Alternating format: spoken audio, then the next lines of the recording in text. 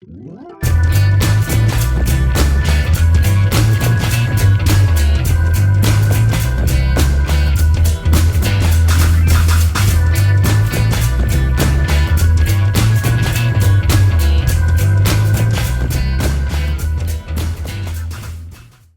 everybody, and welcome to the Marvel Card Collectors Podcast, your weekly digest of hobby goodness. We've got a full house this week. We've got Wesley. Heyo. We've got Josh. Hey. We got Keith. Morning. We got Jason. Hello. And we have a special guest, a fellow countryman of mine. So for those of you who struggle with English accents, the next 90 minutes or so are going to be pretty terrible, quite frankly. But I'm really tickled pink to have this young man on the show. Oliver Harbour, welcome. Thank you very much. Thank you for having me on. You're more than welcome. Now, you are a new name to many Marvel card collectors. And much like our recent Australian guest, Ben Brady, you are making a little bit of a splash in this new Marvel Flair set. So, but I've never heard of you, but I had a scroll through your Instagram feed, and I'm kind of like, how did I not hear about this guy? There's photos of him with Julian Boris, don't we? Eric Wilkerson. This is like legendary people who we know in the Marvel card scene. So, Oliver, like I said before we started recording, it feels like we're kind of a committee interviewing you for a job. But tell us about yourself. Where did you come from? What's your background? Oh, well, so my background's pretty varied. Start right at the beginning. I trained as a blacksmith when I was 17. Wow. Then I got into photography. Did that for about 8 years. In the meantime, I also trained as an equine spinal therapist because my mother was crazy and she wanted me to do horses. She was a racehorse trainer. My dad was a blacksmith. My sister's a jockey, or was a jockey. And then they wanted me to get into horses. So that kind of stuck, the horses, but I ended up doing portraits, and the photography helped with the portraits, and that just kind of grew. I always had a love of fantasy. I think I've spoken about it before, the fact that it was the first Boris Marvel Masterpieces set that I saw, Carnage, when I was at school, which got me into it. And yeah, it kind of grew from that, to be honest. And then the fantasy side took a backseat for a long time because I was trying to do the blacksmithing and the horses. Didn't gel with that, didn't gel with the people. And I just loved the creative side of it, to be honest. And then it wasn't until I kind of came back to it about 5 years ago. I ended up doing a stint at CG Spectrum, which is where I did an advanced illustration course with Eric Wilkerson. I don't know if any of you guys have heard of him, but he does a lot of like MTG stuff and stuff. He's a pretty cool guy. And so it was just after I'd done that I actually got the email from Erica at Upper Deck, and that's when I got my gig here. Wow. Okay. So now, had you obviously you referenced being aware of the Marvel Masterpieces set from '96, but as someone, a fellow English collector knows, unless you're looking for it, that stuff's pretty difficult to kind of find or even see around.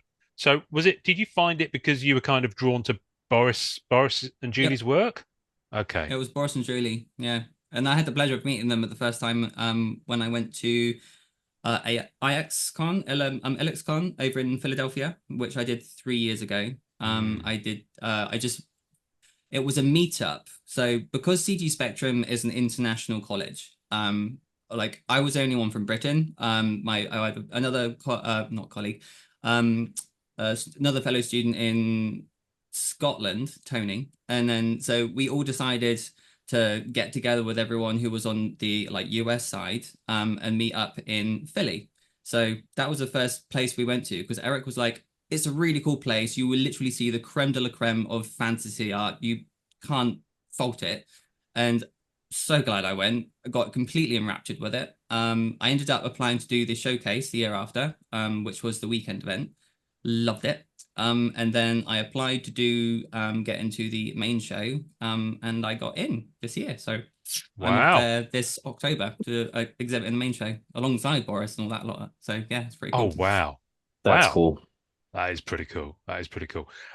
For those who want to hear Julie and Boris, they were on episode 50 of this podcast about 4 years ago. So you can find that on YouTube or on your audio. There we go. That's the first advertising plug. Was that smooth enough? No? Good transition. Yeah, it wasn't bad, was it? So tell us about that was it a call or an email from Upper Deck? It was an email from Erica. Yeah. Okay. She was like, seen your work on Instagram. Would you be interested in working on this? And I was like, yeah. So it kind of just went from there. Wow. It Okay. was back in 2022, I think. Yeah. think so. Yeah, that kind of fits with the timeline of when a lot of people were kind of working on this that we've kind of heard. I think they all content about the same time. Did you know what set it was going to be for? Yeah. Oh wow. Ah, interesting. Okay, that is interesting because we know some artists were just did works and then they ended up going into different sets. Oh, okay. No, I didn't know that. Yeah, that's interesting. Okay, now and I know that. Sorry, I'm getting all back to front here. Do you know that if there's other sets coming up that may or may not have your work? No, No. no idea. Sorry. Oh, okay, all right. See, there's me thinking, yes, I could tell you, but I'm gonna have to kill you. I can't spell anything. No, there's nothing to spell. Fair enough. Fair enough. Well, there's a pretty good chunk in this set. So you've done how many pieces did you do for Flair? 13. 13. Okay. Mhm. All right. I mean, you've posted them all on your Instagram, and I pulled 3 of them. So let's get into them a little bit. And I know Wesley, you've got some there, haven't you? Got a couple, yeah.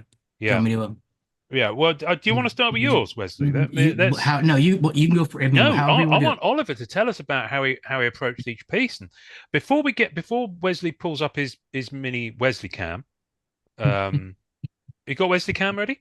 You I gonna do. flip to Wesley cam? Flip to Yeah, Wesley I cam am. because then I'll make you big on the screen. There we go. So, Let me see if I can. Oliver, now the thing that I always like to kind of hear is did you have a choice of character? Did they give you a list and you chose, or They did give me a list, and I Right. chose them. Oh and wow. did you get them all straight away? Sorry? Did you get them all the ones you asked for?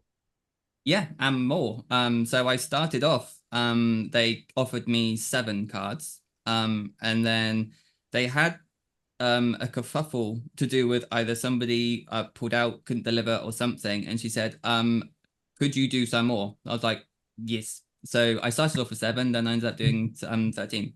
Wow. Okay, that's a pretty decent chunk of the set. So we might as well call this Oliver's masterpieces for all intents and purposes. Yeah. So tell us about I kind of want to know kind of how you work, what medium you use, and how you kind of your process a little bit. So This lot was all digital because I literally had I had about just over a week in total per card to produce it. And there was no way in hell I was going to be able to get models in for each one. I mean, I got my best friend Georgina, bless her, literally like wrapped round cloth, and I was like, right, jump, do this, and she's like, yep, cool, done. So we had a bit of fun doing that, posing and basically like making sure the anatomy was right and stuff like that. But these were done mostly in Blender. So I would model them and light them, and then once, I mean, working from thumbnails, so I get my idea down, and then once I got my rough idea of what I knew I wanted to do, I could take that into Blender and kind of go, oh yeah, that works, type thing, and then kind of just translate it into digital. Nice. Okay.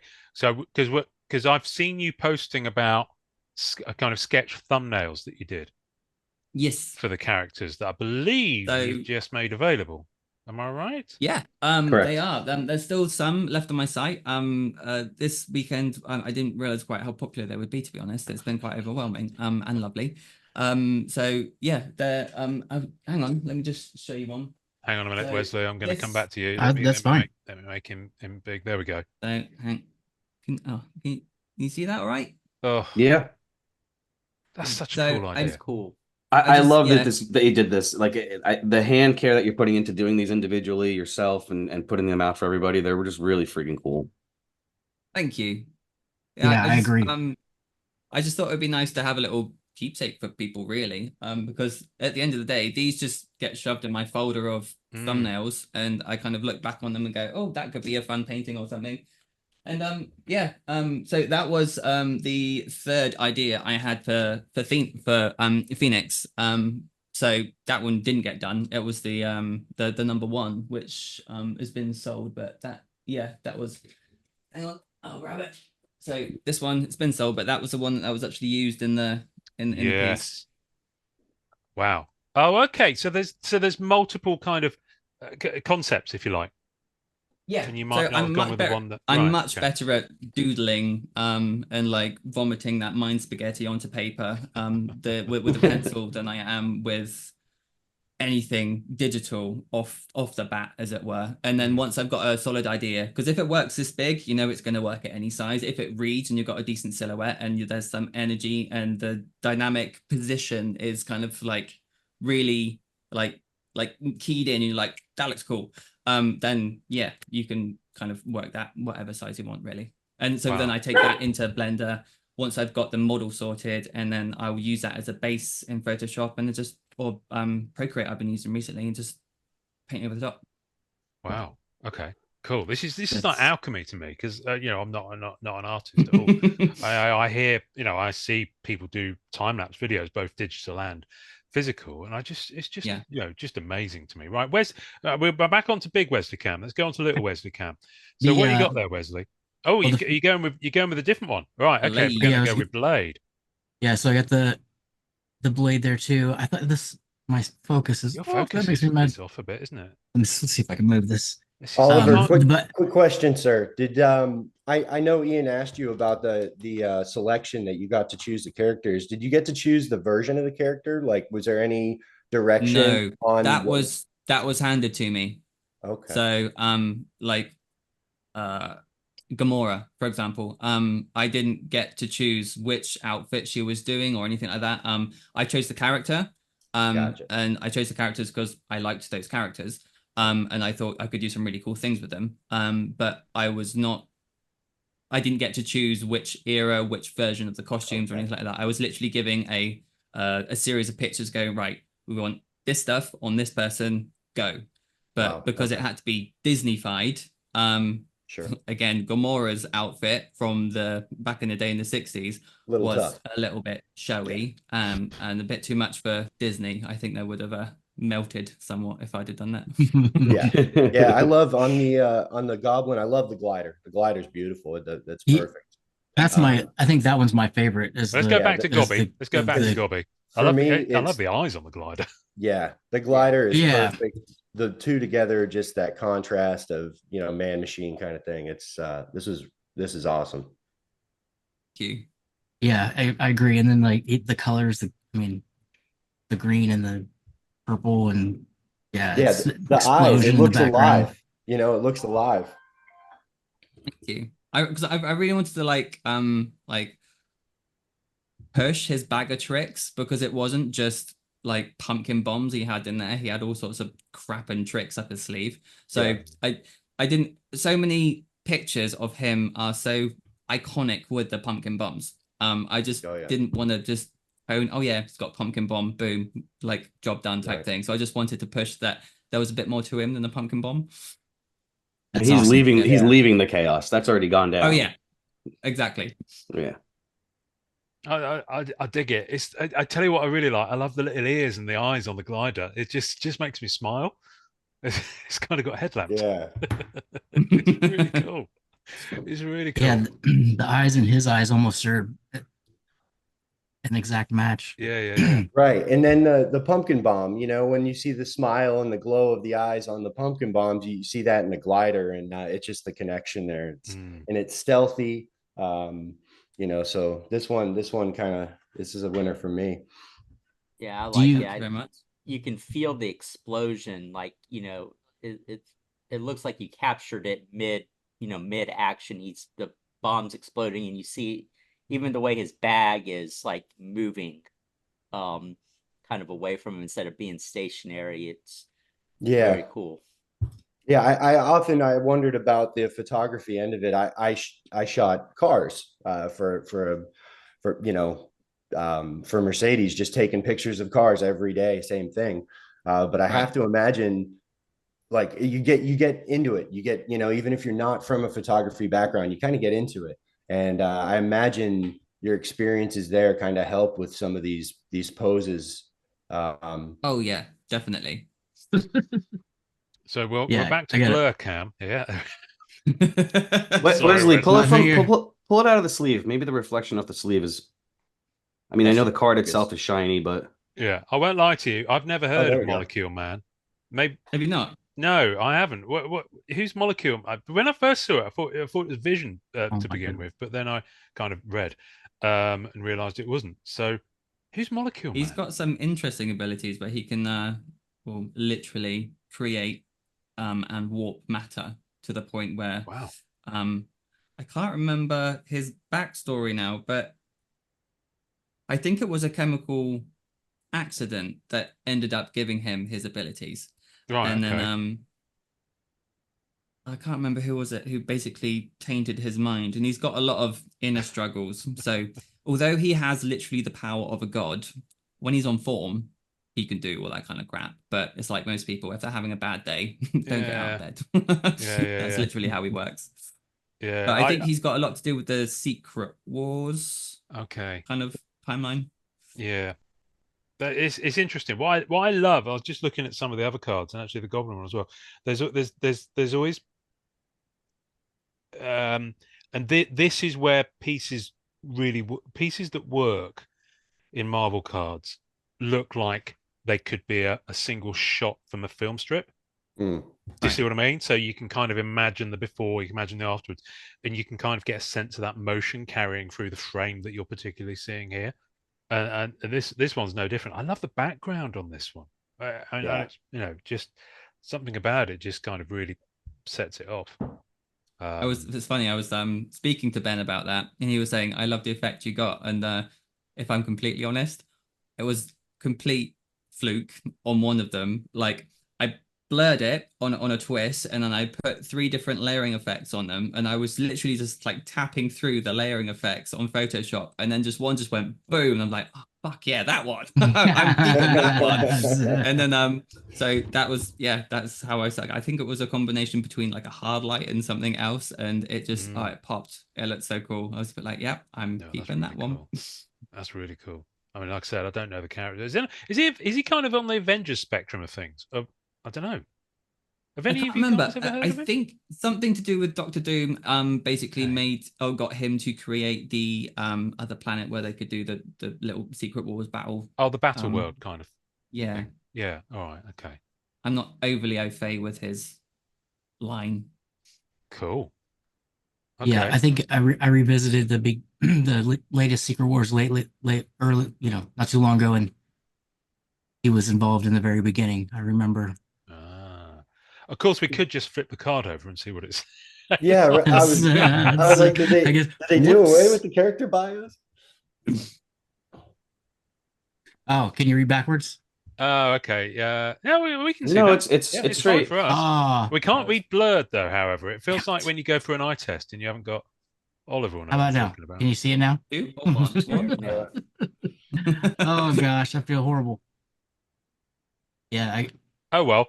It's Fantastic Four kind of spectrum of things. Yeah, I looked him up on Wikipedia, and he's been he looks like he's a Fantastic Four villain, and he's been around since 1963. Okay, cool. So shame on me for never having heard of him. Well, I think after this, we'll all have to go off and study Molecule Man. Sorry, guys. It's not happening at all, is it? Maybe just a little bit of distance with the focus. Yeah, I think you'd have to because you're on a flat surface. You have to pull the camera back, maybe. Almost. This is fun. Welcome to the Marvel Card Collectors Podcast. There we go. Bingo. Right, here we go. So now, what I love about this, okay, Oliver, did you write your own little bios on these? Yes, you did. Very cool. It did make me laugh. No, when I was reading. no, sorry, not on these. No. Right. No, these were done for us. These We were were done literally for just us. given the artwork. So I was giving them the artwork. I've got two here. I got the Phoenix and the Carnage. Now on the back of the Carnage it says Oliver Harbour Okay, created fantasy artwork, but he got the chance to illustrate his take on Marvel characters for the Upper Deck Company. So that's on the Carnage. On the Phoenix, Oliver Harbour, an illustrator of fantasy artwork, got the opportunity to work on Marvel characters for the Upper Deck Company. So they haven't varied them too much. I mean, there's literally like a comma missing. But this one, the Magneto, makes me laugh. Oliver Harbour left his job as a manager and became an illustrator. He created Marvel character art for the Upper Deck Company. Wow. I love it. You left your job as a manager to create this Magneto card. Yep. Worked in a print shop. We're very it's the number of jobs you've had. I mean, so we've got equine spinal therapist, not for therapist, very many years, blacksmith, photographer, print shop. Wow. Good Lord. Is there anything you this. can't do? Okay. Wesley, you got any others? That was the oh, that was it. That was the right. three that I had. Well, in that case, I'm gonna show Magneto then, because that's the kind of man that I am. Where's the little spot? This is great. I do have one of my hits was the blue Flair. Oh, well, let's have a look at that. Let's have a look at that. Yeah, it's kind of fun as I'm flipping through the set and I'm finding your name. Yeah, I just realized one of that. Get my pull it back. Pull it back. There we go. This is such a professional setup we've got going on here. Oh yeah, Professor X. This is pretty cool. Yeah, I love a good bit of Professor X. I like his tie going off in all sorts of directions. Yeah, it's nice. Background cool. Is he kind of whizzing at quite a speed there, like those mobility scooters you get in Sainsbury's? Well, it hovers, doesn't it? So yeah, I can imagine he's going down the veg aisle pretty quick. Yeah. Yeah, you got a little flow there. You got any others there, Josh? While the camera's on you? I do. I've got. How many boxes have you done, by the way? 2. 2. Oh well, okay. Oh, pull that back. Pull that back. Oh, nice. Odin. I think that's my favorite. My favorite of the piece. Yeah, this is a nice card. It's just a kind of a. I mean, we just think of Odin as just this kind of king sitting around or whatever, but I mean, this action shot's just he's just so powerful. Back it up a bit. In it. Oh, Josh. Wes, I apologize. I was criticizing, silently. I was. It's not easy to get this shit right. Yes. Yeah, he's a smart guy. I know him well. Yeah. I'm like, what's going on? I mean, the Odin, what I like about that, again, you've nailed the fact that he's a dynamic, powerful. I love this piece. I do too. Again with the background, but it's just Yeah, this is one of my favorite Wasp cards. I love the way this thing's sharp looking, the action, the background, the wings. I don't know. I think we already saw Blade, I believe. We did see Blade. Yeah. And, that's awesome, though. I mean, Goblin. Yep. Oliver, when you're doing these, did you feel like I have to make them look flary? And what I mean by that is they fit perfectly with what I've ever seen from Flair. Like in 2019, I think some of the cards didn't fit in with the previous Flair sets in the way that the cards looked. This looks like it could have been in any series of Flair back in time or now. All of your stuff fits the theme. Yes. No, but thank you. No, it was just what seemed right to me. Because I've always tried to push dynamic movements, and as long as you can get enough narrative in there to kind of sell the story of who the character is, job done in my respect. So no, I didn't really kind of know that many Flair sets before to have actually evaluated them and then tried to put that in. So I'm glad it fits. Yeah. Well, this is only the 4th. They belong for sure. But yeah, I mean they are quite 94 and 95 were the first 2. And they were kind of, some of them were a weird mix of early computer generated stuff as well as kind of traditional illustration. And in that weird, do you remember the movie Lawnmower Man from the 90s? Pierce Brosnan. Good one. Jeff Fahey, and how kind of very of the 90s the CGI and the computer generated things looked. It kind of has that vibe about it. Well, I'm thinking actually more Marvel Metal, but equally within the set, Flair was very much known for being, it had some more obscure characters and a much more diverse range of styles, because up until that point, the sets had all been pretty much one artist, like Jusko doing Masterpieces, the Hildebrand brothers, Right. Bagley doing his Amazing Spider-Man set. And then all of a sudden you've got something like Flair, which is a real melting pot, not only of obscure characters, but all these different techniques and styles. We've got some artists doing very traditional styles, some artists doing computer generated stuff in the mid 90s, probably on an old BBC Micro or something like that. I'm just trying to think of something you'd be aware of as an Englishman. Of course, you were probably barely born at that point. I want to look at Magneto, because I love Magneto in this, because he looks like he's in a Zorb ball. Does anyone know what zorbing is? Because Magneto's doing it in this one. I think that's really cool. Thank you. I won't lie, I struggle with Magneto representation in cards, because I've always enjoyed the character in films, but I actually, possibly unpopular opinion time, I find Magneto quite dull on a lot of cards and in a lot of comics. Yeah, I don't know. Next thing I'm going to tell you, I'm not really a big fan of David Bowie, and I'll have people throwing rocks at me. But no, I like this. He's zipping along. So what was it? What was the thinking? And was this your first kind of choice? How many kind of concepts did you do for Magneto? For example? I did two, but to be honest, I knew exactly what I wanted to do with Magneto from the off, because I grew up with the kind of original kind of animated series when I was a kid. As you say, I was born in 88. So like when the 90s kind of kicked in and like cartoons were introduced to my life, I was like, this is cool. And then I felt there wasn't much of that representation of what he kind of always used to do, which is create that like field around him and just like, right, I'm gonna fuck off up there now, here we go. And there's this impenetrable bubble that like he just creates around him. So I just wanted to be able to like portray that he was just this awesome being and you could just not touch him in his bubble. Yeah. Oh, I dig it. I really dig that. I love the color scheme of it as well. That's a nice card. It's a nice card. What I really love, Oliver, you probably won't be aware of this, but we've kind of grumbled politely about this for quite a few years, is that Upper Deck are terrible at crediting artists on the back of their cards. Right. So for the recent Marvel Platinum set, for example, we had this conversation with Ben Brady, and I said to him, Ben, are you at all vexed that your name is not on the card at all? And he was very polite about it, and he didn't really lean either way. But this is a big deal, right? Because we've been saying for ages, and when they use comic art, they've not been crediting that either. So what they've really kind of leaned into it, and so they're crediting both, who's done this on the back, but also then of course the artist on the front. Oh, there we go.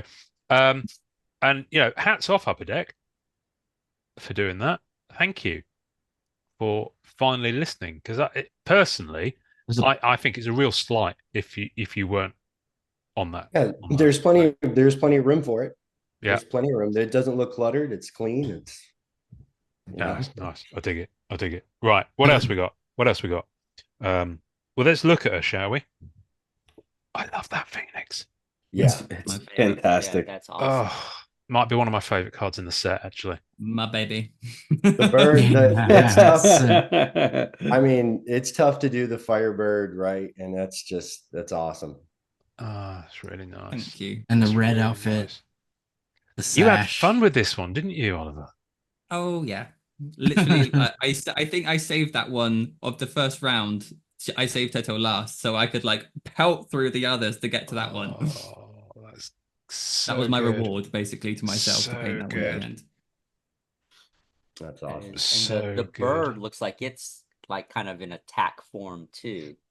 Yeah, I like the way they're mirroring the poses. Yeah. It reminds me of kind of something that dancers do when they're on the stage. Just correct me if I'm wrong, but that's a Dark Phoenix Reborn outfit, isn't it? Yes, because it's Phoenix Resurrection, so it's the Marvel Legacy kind of by Lineal U on the back. They've credited him. Was this part of the first set of characters they gave you, I'm sure, or did you requested? That's cool being able to get all your first picks. Oh yeah, that's really cool. Because we've spoken to artists on this before, and they've been like, someone else got there before me, and this had already gone. It was like bastards. But no, it's cool that you got the first pick. It's like it's like when you're at school and there's always someone who's picked last for the team. Usually me, by the way. Right, let's talk about Carnage, baby. Oh, the crazy symbiote. I love that. Now, so you strike me as more of, so are you more of an X-Men kind of leaning kind of person? I guess so. Yeah. Yeah. Because we find people are usually either Avengers, X-Men, or if they're neither of those two, they're very much on the Spider-Man kind of verge of things. There aren't very many people who do Fantastic Four, Thor from kind of growing up. But yeah, no, this is great. I love it. Can I just say, I love how you've kept all of the kind of the fluid stuff coming out of him relatively under control. Because a lot of artists kind of overdo that a little bit. And you kind of tend to lose the form a little bit. But I wanted to have an essence of the fact that it was kind of like not completely contained within him, because it was like his brain is a bit scattered. But there was a level of control to him. A level. That's awesome. That's really cool. That's a great way to look at it. I love that. So who've they? So they've gone with the Absolute Carnage on the back. Ryan Stegman. Art on the cover. It's interesting who they've paired you with. It's kind of like when you see people pairing cheese with wines. They've clearly kind of given you the reference as to what period they want in all those notes. Yeah. And then they've kind of paired it on the back of the cards, which I really like. I'm glad they didn't make you do a spiral. Oh, right. What, on his And on I think his the other thing as well, with I've had beef with that out, since they did it. Yeah, it's not. It ruins it. Yeah, I don't. What is the spiral? It was during the whole null, like ultimate he takes over and gets bigger powers, and he's able to control more symbiotes while he's under that. Yeah, it's something to do with like the original Mark or something, but it's not really it takes away from it. It looks corny. Yeah, it does. I'm going to try and drive to your Instagram, because it suddenly occurs to me I don't think we've got all of your cards in hand between us, which is like I don't think I've actually posted all of them yet either. Haven't you? Let me have a butcher's at you. Talk amongst yourselves while I try and navigate the Instagram. I can never do two lots of things in one go here, and it's terrible of me. I'm always doing this when I'm trying to drive. And did any of these become inserts? Were any of your Sorry? Did any of the characters that you picked, did they let you know if they're going to be a base card, an insert? The all of the ones I knew that I was going to have to sign at the end of it, and that's all I knew. I think they're all base cards, actually. Yeah, that's what I'm pretty sure they are. Right, I have managed to actually find what I was looking for really quickly, which is unheard of for me. This podcast is usually filled with half an hour of me fumbling around. Sentry. Oh wow, Sentry! Look at this. Look at Bob. See, why didn't we do this before rather than faff around with really dodgy cameras? Why didn't we just scroll through? We could have just had an hour of Oliver just doing an audio commentary like people do in movies of his Instagram feed. It's like, okay, tell us what your motivation was in this scene, Oliver. I'm not massively familiar with the character of Sentry, but I dig this piece. I wasn't either, to be fair. Until I started doing some digging on him and realized that he'd actually got some crazy abilities, like to be like, I think he's got like the power of 1,000 suns inside him, that kind of level of energy.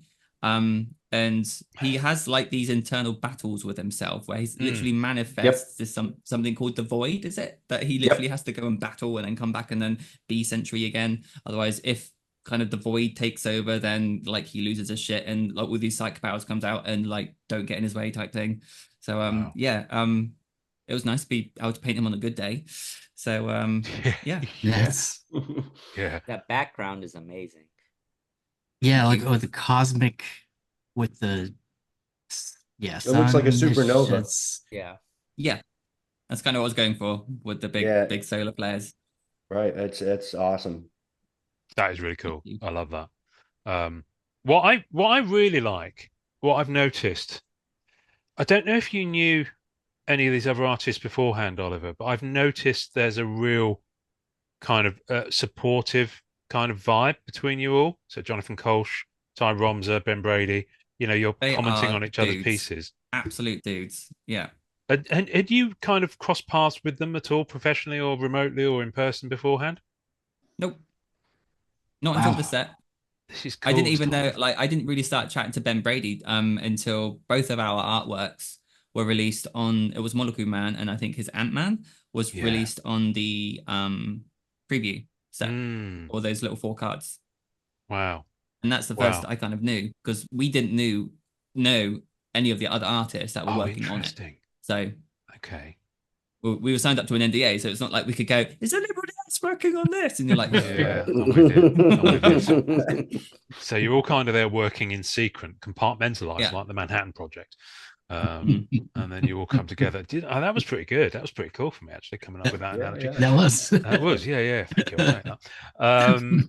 Now, this is cool. It's like the Flair 2024 Artist Club. It's really cool to see. I've loved kind of seeing you commenting on each other's stuff and just going, just giving each other mad props. Now, how long did it take you to sign all these? Because you'd have had a fair number. Yeah, you'd have had a fair number. But I didn't have that much time to actually sign them because that's awesome. Part of our contract is it's delivered. You have a certain amount of time until it's delivered to send it back for them to be received. And I was kind of twitching a bit, shall we say, because they were going to send it to me when I was doing my IX exhibition last year, or I think it was, in October. And I was like, I'm not in the country. Of all the bloody times you want to send it to me, that 2-week slot, I am not here. So they ended up like sending some more over to me, and I had to sign them off. And you get like 4 or 5 days to get them, sign them all, send them off. Good grief. Okay. It looks so good in canvas. Yeah, the canvas looks really cool. It looks so good in canvas. I've always wanted to ask someone this because they're hard numbered. What if you muff it? Yeah. What if you muff the auto? The pen just stops, gives you a little gap. Yeah. Or you sneeze. I can't actually tell you how many times I was signing a piece of paper to the left of me, going, right, don't fuck it up, don't fuck it up. I must have signed my names more on the paper than I did on the actual cards. And the pens they gave us, I mean, I'm so glad the other artists have got this kind of agreement that these, I've still got it actually, the one that they gave us. They're like these massive, chunky felt tip type things. And so from that, I'm like, you can hardly do your name. So I'm like, I'm going to swap, I think, to these little ones, because this is what I've been signing my little thumbnails with. And my writing is quite scratchy, as it were. But trying to sign it with those big chunky ones, I look like a 3-year-old trying to sign a card. So I was a little bit conscious of the fact that, my writing just looks terrible. But goodness, I mean, I love the canvas effect on them. I really do. Yeah, it did come out really well. Sorry, have you opened any boxes yourself? No, I haven't. I've been speaking with what's his name, Justin, and apparently some people might be sending some like extra copies of their cards to some of the artists because they took our like contact details. So if they got extra ones and if we wanted them, they would send them off, because that's the only thing Upper Deck didn't do this time, was actually give artists a copy, like at least like one set of the cards they did. And like, I would just like one just as a little memento. These three are less than 50 miles from where you live right now. So drop me your address afterwards and I'll get these. Bless you. Yeah. Absolutely. I gotta have some doubles too. 50 miles. That's pretty. That's close. Yeah, he's close. He's close. That's, I mean, if I wow. open the window and shout, he probably not hear me. But but yeah, we interrupt this, by the way, an advertisement, which we don't do, by the way, but I've decided to do it. I'm drinking in this Upper Deck branded Yeti flask. That's not the advert, and I wanted to see what Oliver's reaction to this, because this is a very, very British thing. Yorkshire tea, malted biscuit. The malted biscuit. Have you heard about this, Oliver? I didn't until, ironically, I got given some by a lady when I went over to IX, and I was hunting for tea over in America, and you guys don't seem to do anything but Lipton, which I might as well. It's a shocker. Yeah, It's a shocker. not bother with. And she gave me a load of that, and I was a bit like, "What is this heaven in a cup?" Now, I'm 6 days into the new part of my life. My life is now equally divided in before, absent, lost, wandering in the void. Afterwards, I'm found. This stuff. Now, Americans probably won't get this, okay, because you've got different taste, different water, all this sort of stuff. Oh no, I had to learn. Getting a decent. Oh yeah, because your partner's English. So Yorkshire tea is from Yorkshire, so very proud Northern. And they've brought out several flavors, actually. I know it sounds bizarre, but this literally tastes like tea and biscuits. So when I finished my first cup of it last Monday, I was looking in the bottom of the mug to see if I had biscuit. Got biscuit crumbs. People dig, English people, they dip biscuits, especially malted milk biscuits, into tea, and it tastes like tea and biscuits. It's heaven in a mug. So it is. There we go. If any American friends want this, tough, because I ain't buying it and sending it over. I'm going to drink it myself. But it's absolutely phenomenal. So next year, let me know. I'll bring some over in October. Yeah. Ian, send me one pouch, but I want it signed. I'll get Oliver to sign it in his massive chunky pen. So Oliver, now you just dropped something there. Are you going over to America again in October? Is that what you just dropped? Yeah, because I got into the main show. Of course. Right. Actually, okay. Yeah. I didn't know the timeline. Okay. Good. Yes. Good. So normally I'd save this bit where you pimp yourself to we're more at the end of our conversation. But at the moment, I'm going to say, if people wanted to see you and or your work in October, could they do so? Yeah. Oh. It's details coming to your Goggle Instagram Works in Reading. Okay. Pennsylvania, not Berkshire. Yep. Yeah. Okay. Yeah. Ooh. Hey, see, look at Keith's thinking road trip. That's striking distance for me. Yeah. Cool. Keith's in Jersey. Where's these Ohio and it's Josh not just and me. Jason There's Florida, loads of insanely good people there. Like so good. They held like a week-long main show. So they've got people like Donato Giancola, they've got Boris, Julie, Scott Fisher, all that lot, all the big heavy hitters on like the main week, as it were. And then they've got a showcase, which is what I did last year. And they've got like 130 artists that either don't get into the main show or just do digital stuff, because the main show is purely traditional work. And the showcase is traditional and digital, but if you only showcase for the weekend, that's what you end up doing. Wow. Okay. I'm going to put a link to that in the show notes. So if anyone wants to have a look and, get yourself down there, then wow. So here's a question. You probably haven't done, especially being in the UK, because we simply don't have them over here. You probably haven't done a show, a Marvel kind of more pop culture themed show or event, have you? Nope.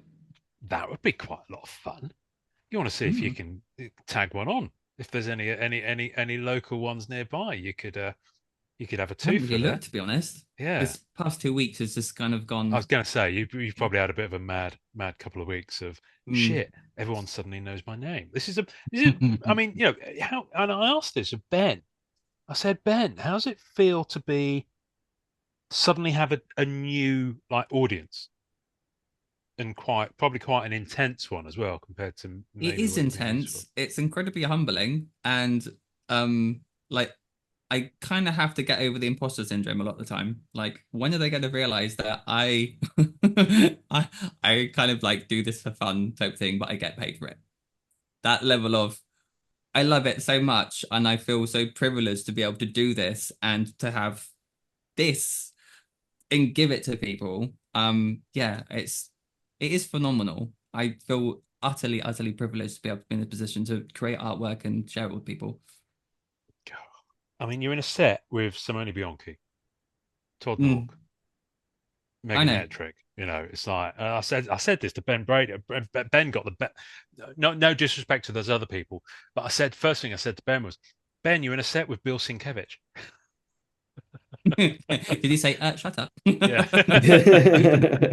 Oh, interesting. Right, I'm gonna go back to your Instagram feed and stop embarrassing you. Right, let's go on. I want to have a look at who else did we see. Right, come on. Now, Carnage we've just seen. Yeah, I didn't get a much Carnage. better than looking at Mike. See, you don't get that from looking at the card. Yeah, so good. I didn't get that it was It's so above, good. Yeah, looking down. Yeah, I kind of did him on the edge of a building, kind of like so you were looking down on the square, as it were. Yeah, it's organized chaos there with like kind of like you were saying, Ian, not too scattered. So some of the symbiotes get a little all over the place, and this guy looks deadly. What I love about this though is if you're the kind of viewpoint, chances are you're not a superhero.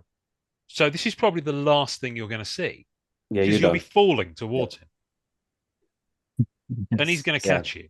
So, or eat you, one or the other. Right. Yeah. Game over, quite frankly. Look, there's Benno. Yeah. In the comments. And Biana. Oh, wow, there's loads. This is brilliant.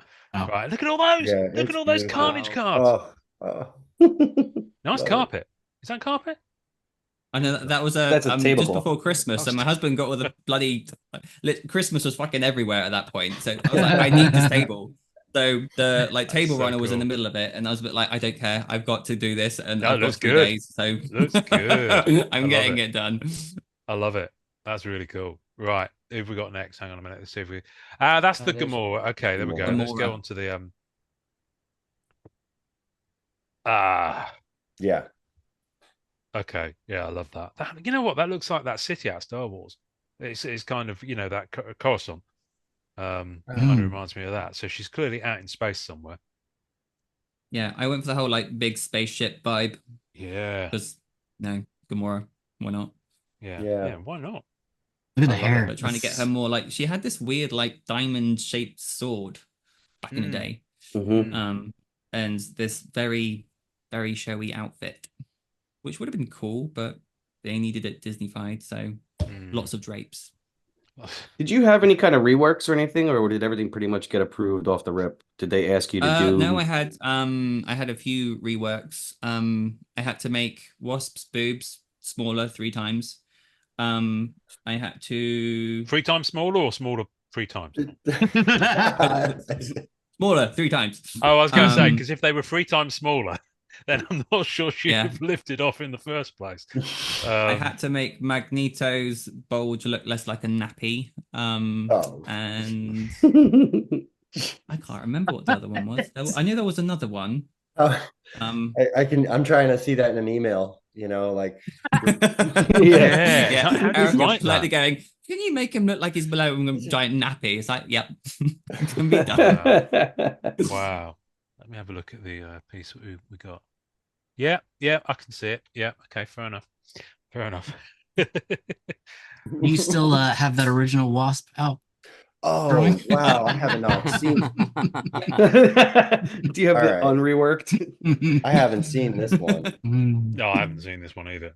Wow. Rocket. People have been having fun with Rocket this year. This is perfect. That's you stripe the tail, and everything, man. This is awesome. Thank you. Yeah. The facial expression, the pattern on the coat, the teeth. Love it. Did your friend pose for this one? No. No. This one I think I just drew straight from my head, to be fair. Because it was like an anamorphic thing between an animal and human form. I just drew it. I was like, I'm not really going to get reference for that. The only thing I used reference for was the kind of like the structure of the raccoon's head and making sure that it actually read like a raccoon on his silhouette. And because we couldn't use any violent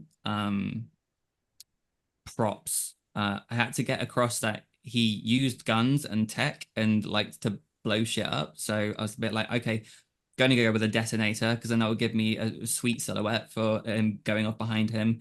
And then yeah, the kind of gun thing, I wanted to get across that he used tech, but as I can't remember, I think it was Joel I was saying too, that thing now just looks like one of those vape pens that people use now. Yeah, it was meant to be just a giant gun type thing, but be kind of like ambiguous as to whether it was a gun or not. No, that's cool. It reminds me of some of the guns from Aliens, actually. Which I really want to watch again. I've had this craving to watch Aliens again recently. I always think that Aliens would have been a really short film if Rocket had been in it from the beginning. Do you know what I mean? It would have been like 15 minutes long. He would have wiped them all out, and they would have all gone home. Job done. Boom. Job done. Yeah, Next. maybe that's why. That's why James Cameron didn't call Disney. Here we go. Oh, there's a little video. Oh, so no, we won't play that. listen No, to no, my won't. voice. There he is. Look at this. There he is. I might have to pinch that photo for your for the episode promo. That's fine. Well, no, here we go. Wasp. I knew we were coming up on more. Yeah. Okay. Wow. 3 times. I was going to say you wouldn't have got a 4th, would you? The facial expression. That's yeah. The form and the facial expression. Just the. This is a great looking one pose. for the facial expression a bit more. Yeah. That's so cool. Yeah, that's wow. To not care about this character at all personally, this is an awesome card. I was thinking the same thing. Awesome. That's one of the best Wasp images I've ever seen. It's awesome. Yeah. And you know what? That's what I love about Flair. And you know, when you get Flair and you get people who may not have done Marvel card sets before, like yourself, you often get like an interpretation of a character that previously everyone's kind of completely just disregarded, and then you'll have a completely fresh take on it, kind of unpolluted, I guess. I would expect this look to be a dagger. Yeah. But this looks awesome as a Wasp. And you've nailed these backgrounds. You've had fun with this. Yeah. Oh yeah. Wowzers. I wanted to get that like shrinking, blowing up effect. Yeah. Oh, this is cool. Oliver, do you have a favorite Marvel character yourself? Phoenix. That's very cool. Wouldn't it have been good if the next one very had been close Phoenix? second is Magneto. This is why I was so excited to get them. When I got them, I was literally like, please tell me you did a little dance. I did. Good. And good. squealed, but I won't squeal now. Okay. You can. We often do on this podcast, especially Jason. Yeah, no, I dig that. I really dig. Right. Let's have a look. How many did you sign on there? There they all are. Look, on the Christmas thing. So next year when you get this out for Christmas, you're going to be like, oh, there's ink on this. You've got silver on it. It's like it's a Christmas thing. It doesn't matter. Anyway, that's cool. Some of those, the ball, the energy orb is from. So there was an X-Men arcade. I think it was like 94 to 96 ish range. And that was the opening scene to the game where he comes out in that orb. And you know, it's like that image there that just takes me right back to that mid-90s X-Men, you know, the colors, everything. Well, X-Men #1, the cover. Yes. Yeah, so I mean, there's a lot of different versions of Magneto, but he's on point there. That's when we grew up. Well, doesn't he use this orb a lot in the X-Men 97 show? It seems like there was several episodes where he orbs. No spoilers. No spoilers. Yeah, right. It's so come on, it's been months. I know. I still haven't seen The Wicker Man, and that's from the late 60s, and I'm still the same with it. Like, no spoilers. That's from before I was born. I didn't. Anyway. Yeah, I mean, the continuation concept. That's all you need. That it the storyline just continues on from. It's perfect. So I have no idea who this character is. I mean, Hulkling, I know the name, but I'm not familiar. This whole expanded. Suddenly, there's a Red Hulk. There's Hulkling. There's other Nothing to do characters. with Hulk. Yeah, as I thought so. Really interesting. Yeah, he's a Skrull, I believe, isn't he? Yeah, he's a Skrull. Oh, okay. And he's Wiccan's partner. Yeah. Yep. Right. See, this is what it's. I probably should have known, but I hadn't got a bloody clue. But there we go. Yeah, you can listen. You can tell I haven't read any new comics for quite a few years. So he was introduced in it was in the early mid 2000s. There was a book called Young Avengers, and it ran maybe 12 or more issues, and it had Hulkling, Wiccan, a bunch Kate Bishop, Hawkeye. But it was a really good series. It didn't last long, but it's worth checking out. What's that called? Young Avengers. Young Avengers, yeah. And I think his recent arc, he kind of like took over as Lord Supreme of Skrull Empire briefly, or there was a. And that's what the sword is. The sword is the leader of the Skrull Empire. Have the sword, don't they? Yeah. Okay. Wow. Okay. I've learned things on this podcast. Everybody, thank you very much. No, I dig it. Where is he right now? Is he kind of because there's like rocks? Space? Is he in space? Yeah, having a bit of a flit out and going crazy with the power of the sword. Because he's got some interesting abilities. Like his dad was, I think, Captain. Was it? Let me get this right. I did look it up. His mother was like the princess or the queen of the Skrull, and his dad was Captain Marvel. Okay. So he had like huge speed, fly, all that kind of stuff that Captain Marvel did. Yeah. Cool. And I think we might have nailed all the 13 actually, because this is the first one you posted on your Instagram. So we've got. Let's just tick these off. So we got Hulkling. I did. Actually, if you go into the first post at the top, I think they were all on that, I think. Oh, are they? On that one there. On the Phoenix one, on the right. Oh, sorry. Side. Apologies. One sec. That's right. It's one of these videos. Oh, these look so cool. These look so cool. I'm going to have to go and check them out. Right. No, that's just me painting. Don't worry about that. No. I like this. This is cool. So this is obviously you working physically rather than. Yeah, digitally. traditionally. Yeah. Most of my stuff now is done traditionally. Right. Awesome. Sorry. This is fascinating listening for people when we're just sitting here open mouth, just gazing at. What was this gene for? That was like an homage to the latest release. Oh, okay. So where is it? Where is it? It's in my drawer. I haven't done anything with it yet. Oh, well, you need to see. I think what Keith's alluding to is he's taking my money now, quite frankly. So yeah, you need to get it out your drawers and sell it. The painting that is. Sorry. Right, let's go on to the next one. There we go. You can't take me anywhere, can you? Right, so here we go. So we got Phoenix. Oh, we've lost Oliver. Oh, he's gone to get it out. He's gone into his drawers. Just yeah. Right, hang on a minute. Let me just stop sharing. Oh man. Hang on. Wait. Oh wow. There we go. You're gonna get slaughtered after this airs. That's getting sold. Yeah, that's wow. Nice. And the detail in the pink That's so cool. magic, that's awesome.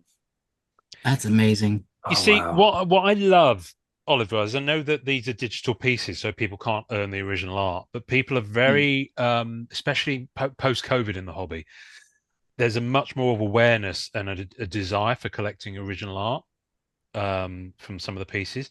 So the fact that you've got these preliminary sketches available to offer people who will, because people will go after and try and rainbow that Phoenix.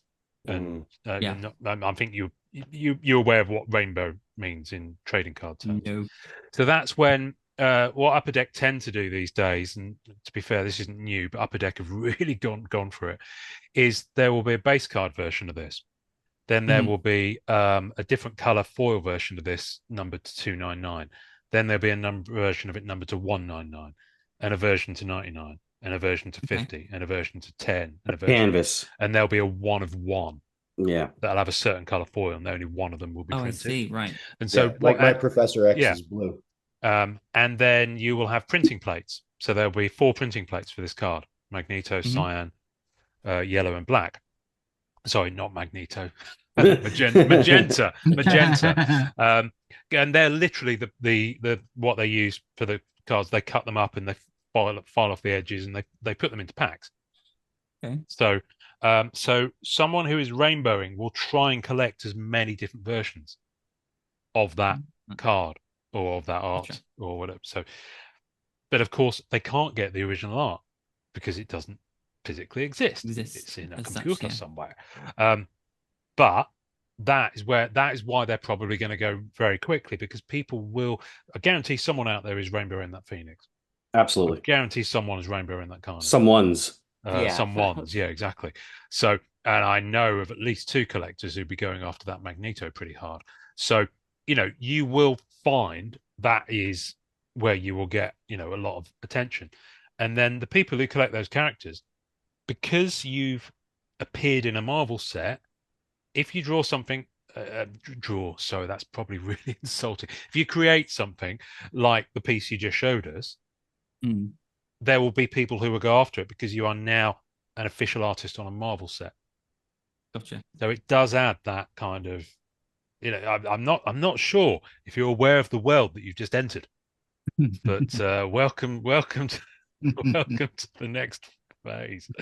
I was hoping you were going to say yes, I'm on another Marvel set, but I can't tell you what. I would add a button on your website for commissions like tomorrow. Right. We're giving him all the ideas. Can we collectively be your manager?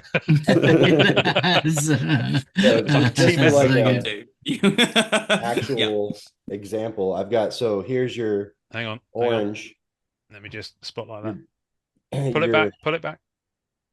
So your trim is in blue. This is the one of this is the blue Flair, which is a version of 199 copies. Okay. Winter Flair, the trim, they call that parallel. Yep, yeah, the Winter Flair. And then your base is going to be orange.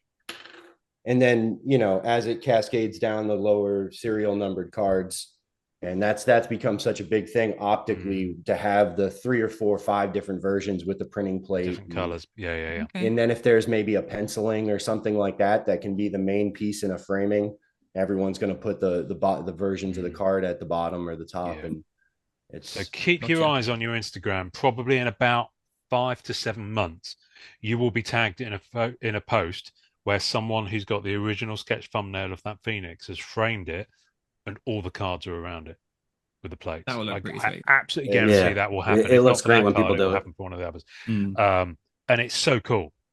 So when people do that, I mean, it's not cheap. I'm not going to lie to you. People are pretty committed when they go for it. I mean, you got to feel for us card collectors. At this point, you're going to say, "No, I'm not. I'm going to make money from them." But you got to feel for us card collectors, because Marvel Platinum, the other original art set that recently came out, that Ben was on as well. Yeah, there were over 20 parallels of Black Cat that Wesley and I collect, and that's not including the printing plates. There were 20 different versions printed with different foil effects. So you had the base, you had the rainbow, you had a blue rainbow, a purple rainbow, a red rainbow, a black rainbow, a yellow rainbow, a yellow rainbow spotlight, blue tracks, blue teal, green crackle, purple pixels, cosmic, seismic, golden treasures, one of one. Then you had autograph. I don't know how you remembered that many. Yeah, that's impressive. I was going to say the same thing. Very impressive. Well done. They're all listed on my bank statement. Somehow it didn't manage to ruin the set. I was so worried when we were looking through that checklist and got dizzy. Got dizzy for a while trying to scroll through how many different parallels, but it didn't ruin the set. People have been digging it. Digging it. So, and people are really digging this Flair set as well. Do Do you have you managed to collect any cards? I mean, I know you're familiar with Boris and Julie's work. Do you actually collect any, or do you feel a calling to collect any other than the ones that you've been on? I I don't collect any. I love, if I can, to go and see any of the exhibitions of the actual artwork that people do. Mm. So if I get to go and see some actual artwork and study it and kind of go, how did you do that type thing, then yeah, I'll go and do that. Yeah. That's my passion, is to actually go and see the artwork. Yeah. Well, the good thing is you've got at least one trip to the States coming up where you may see some of that cool stuff. As a European, it's quite challenging because not a lot of the work that you see on the card sets makes it over here in its original form. I mean, there are collectors who display pieces at shows in America, the pop culture cons and the card shows. I guess the nearest thing we've got is kind of the things that happen in Italy, the Lucca shows that Simone Bianchi and Lake Como, that quite a few of the big American artists Everything go requires a flight. That's the trouble. Exactly. Yeah, but I'm saying, I mean, if you're going to go somewhere, let's go to Italy. Yeah. And drink lots of really nice wine, and have cheese, and just be Italian for a week. Yeah, we went there this year for our 10-year anniversary. Wow. Nice. Wow. Whereabouts? We flew into Rome, then we went down to Naples, and we did a bit down Sorrento and kind of Crane down that way. Yeah, I know Sorrento. I've been to Sorrento about 6 times. We went for our honeymoon.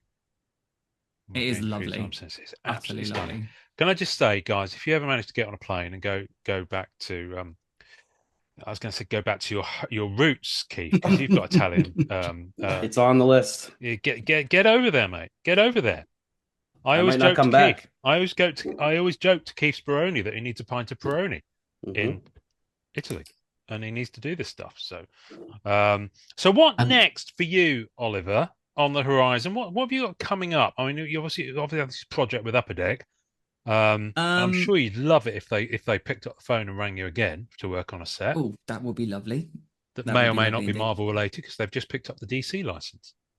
Yeah, I saw that. That looks interesting. So I've got the exhibition to prepare for.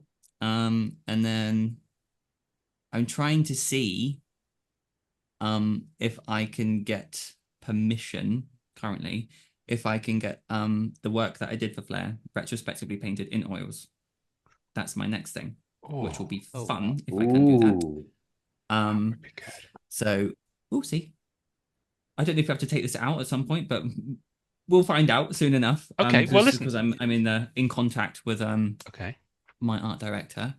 Apart from that, no, I'm just hitting up other art directors for work. Joys of a freelancer. We're always on the hustle. Yeah, exactly. Well, this is I got to say, I'm loving it. I mean, I don't collect many full sets these days. I tend to go for certain artists. So Simone Bianchi is my main one at the moment. I'll be going for his cards. But I've got to be honest with you, I could murder a page with your Wasp and Phoenix and a few of these other characters in. Absolutely. And that's the thing. People will go after certain artists. If you want one. What's that, sorry? Thumbnails are still on the site if you want one. I don't think anyone's nabbed a Wasp. Yeah. Yeah, and I think that Green Goblin's still there too. I'm fighting not pushing the buy button, especially the prices. Push the buy button. You got some good. Push the buy button there. I mean, seriously. I mean, they're beautiful pieces. Have you considered? I mean, you've obviously worked at that size already from doing those thumbnails. Have you kind of had any experience of doing sketch cards, because they're massive in the Marvel? I asked my art director what the deal with those was, and they said it was only the people that did the traditional stuff, like the actual sketch cards, get sketch cards to then do commissions with, as it were. Like any of the digital artists don't. Okay. So, however, you could make up some pretty nice Oliver Harbour PSC sketch stock, branded on the back, and start doing your own chisel.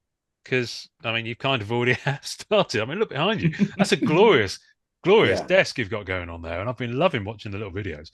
Thank you. So yeah, listen, all success to you, mate. I think it's fabulous having some I'm going to say fresh talent makes it sound like you've just stepped off the art boat, but of course you haven't. You've got some background behind you, but having these new artists come into the Marvel card scene this year has just been.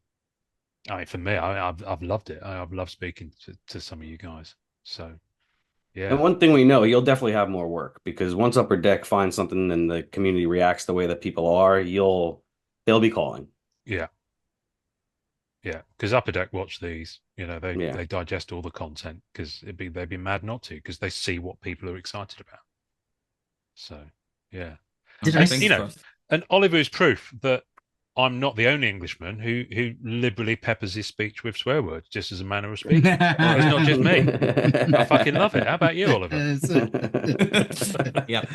Yep, there we go.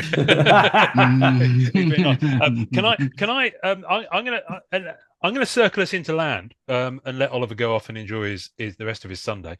But before we do, I've got three things to say and or ask. First of all, any of you other fellas got any more questions for Oliver before we let him go and enjoy being artistic? I noticed that you had to start with like fantasy stuff and dragons, and I know we don't have time to get into all that, but did you have like a favorite book that you read growing up in that universe, like any Dragonlance stuff? Magician by Raymond D. Feist got me into fantasy. Oh, okay. Does anybody read those series or not? No, I haven't. I grew up on the Dragonlance books and read a lot of those. And the Earthsea Quartet by Anne McCaffrey. Okay. I also wanted well. to compliment the you had a horse picture on your Instagram that you did with the it looked like it just got out of war. That's amazing. And yeah. Are you on about the Pegasus one with the was it a Pegasus? I didn't. Yeah, it had like 3 scratches on its. Right, I'm just going to share the screen. Yeah, I did the Pegasus too. There was the unicorn, and the Pegasus. The unicorn. That one. Oh, yeah, yep. that was a dark unicorn. So. How did I miss the horn? Both personal pieces, really, because I came from a very horsey background, and the idea of a unicorn being this magical beast that protects you type thing, and so it will bear your scars. So there's this like shadowy void of like this little kid who's been protected by this unicorn, and I've just borne the scars of its protection type thing. Yeah, so and that was the story behind that one. off the horn as well. Look at that. That's a great story. Yeah. I don't think I will show this to my 8-year-old daughter, even though she's mad about you. I think I'll give it a few years. But that is and phenomenal. then there was another one of it's a Pegasus foal that has basically been almost through like an atomic blast, but I don't think I posted that one here. I just saw the Zelda. That one looked really cool too. Which one? Yeah, that was my first competition I ever entered into the Nintendo competition. Oh, there's Eric. That's Eric. Eric. Yep. Haven't had him on as yet, but he's done an intro for the audio podcast, but we haven't had him on yet. I'm dying to have him on because he's done some banging Marvel sets. He's a good man. Where are we? Sorry, Keith, help me out here. Where am I going? Was that Ursula? Down a bit. Little Mermaid. Yep. Sorry, let me take a moment. Wow. Wow. Okay. Wow. So, always makes good audio listening. This I just go. I dig this one. I really dig this one. Yeah. Because I'm a real fan of those kind of 70s, 80s, especially kind of pulp paperback novels that had these artists who did the most incredibly imaginative spacecraft on them. There's one in particular whose name escapes me at the moment. Who's quite famous for them, and he did quite a lot of books as well.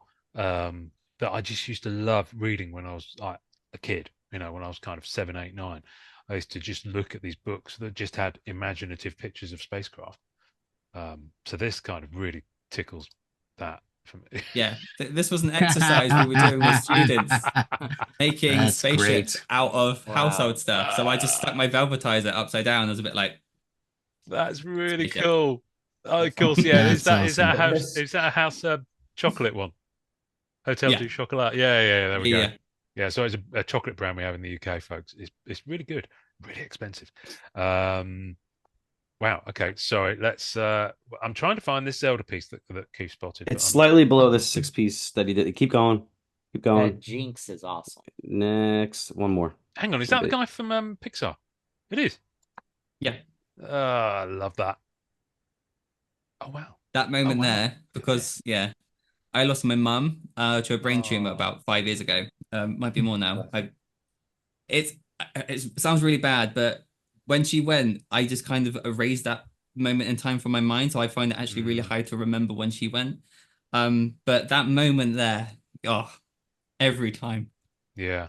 That's such a beautiful film. Such a beautiful film. I was watching it again with my girl the other week. It's good. Anyway, onward. Pixar recommended. If only for the drunk unicorns at the beginning. Well, I'm trying to find the Zelda piece. There it is. There it is. That one? Yep. Bloody hell. Oh wow. Yeah, that's got it going. Yeah. Hello, space whale. Is that a space whale of some kind? Yeah, looks like it. Wow. And he's in water, and the whale is up there. Yeah. That's pretty cool. That's pretty Absolutely. A cool. long I love time it. ago, I did that. I love it. I love it. I love it. That was done for a competition, and I came second actually. I got a little free copy of was it Spirit of the Wild or something? I don't remember which one it was. They gave you some free shit basically for coming second. Is that what I mean? Good. It's always good to get free shit. Here's a question then. So this is going to be the second thing I was going to ask. Do you make prints of any of this stuff available, and or for commissions or any available artwork? Where can people go to find you, Oliver? For commissions, you are more than welcome to either email me directly. You can use my contact form on the website. Prints, I do have a few print runs running on the website. Not many, to be honest, because I'm kind of like dipping my toe in the water with it just to see what people like and what they don't. I do try and put my original artwork on the site. I'm being a lot more like website conscious. So like I've tried to make it as smart as I can and like as easily navigatable as possible. That's kind of like my little pet baby project, is to try and make my website as easy as possible to navigate and all that kind of stuff. Because I know I am terrible at social media. I have been, so I've just been trying to actually remember to post it and be like, yeah, I exist. Hello. I was going to say, judging by your Instagram feed of late, I think you're doing pretty well with it. So I'm exhausted, honestly. Just it is a lot of work. Content. I've been using that bloody Meta business suite just to schedule the stuff for the week, because otherwise I waste so much time. I just sit down on a Sunday morning and go, right, I'm going to post this that day, this that day, this that day, and just like get it done, and then I don't think about it for the week then, and I can just crack on and actually paint.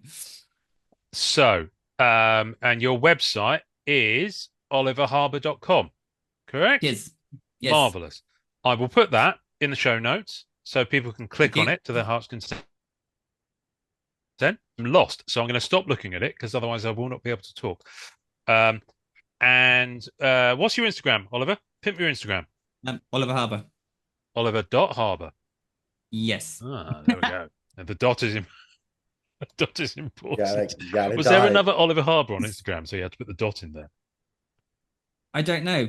I think I created it and then I forgot the password, or I couldn't use the email, so then I just had to recreate it. We've all done it. Which is more than likely. We've all done it. It just occurs to me I didn't queue you up for the ending of the podcast, so I might ask one of the other guys to do it, because otherwise it's painful for the audience to listen. Because we always ask people to sign off the podcast by saying "enjoy collecting," but I didn't queue you up on that before we started recording. So this isn't at all clumsy and awkward. So before I return to that and put you on the spot and ask you to say "enjoy collecting" to finish the podcast, can I tell you a joke? You can. How do you turn a dog into a blacksmith?